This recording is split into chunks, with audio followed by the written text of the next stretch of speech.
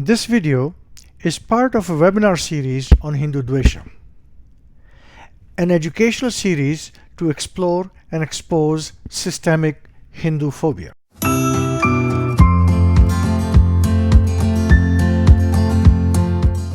Hindudvesha is like systemic racism, is an ambient, all-encompassing discourse that denigrates and delegitimizes Hinduism and the Hindu people, even as it relentlessly problematizes, dehumanizes, and demonizes them. Its accusatory rhetoric treats Hindus as objects or patients to be examined and diagnosed. It presupposes and concludes that something about the Hindus and Hinduism is irredeemably bad and wrong, evil, and demonic. Now, the colonial roots of Hindudvesha. Now, if you look at what happened, and honestly, Hinduism has been through three phases of colonialism. The first phase is the Islamic colonialism, which is very, very rampant for a long time in India. Then came the British colonialism. And after independence, we could safely say we've been through a secular colonialism as well. So what happened? Well, there was a colonizer and the colonized. The British clearly were the colonizer and India was colonized. If you look at it in terms of the Marxist dyad, the exploiter and the exploited, clearly the British were the exploiters and the Indians were exploited. How were they exploited? Well, the British extracted some $45 trillion in current day valuation over a 200-year period from India.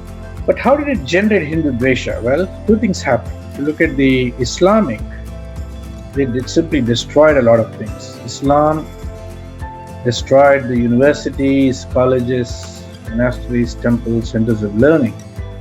And the British, they built up by constructing, through creating universities, colleges, schools, and of course they created a whole history and a narrative about the Hindus. So one was, destroying through destruction, the other was destroying through construction. Either way, they result in a kind of Hindudvesha. Now, we're going to zero in on one figure today.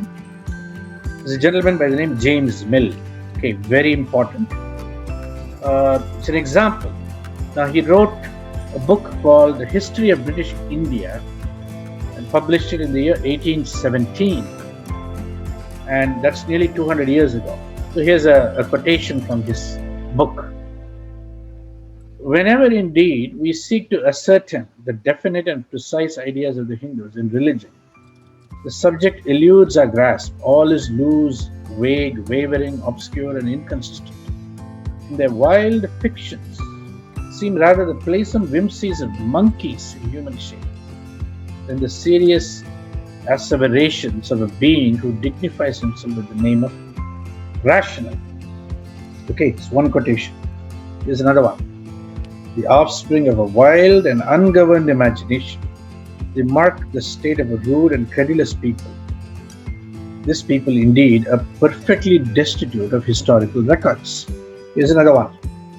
No people, how rude and ignorant soever, who have been so far advanced as to leave us memorials of their thoughts and writing, have ever drawn a more gross and disgusting picture of the universe than what is presented in the writings of the Hindus. And there's one more.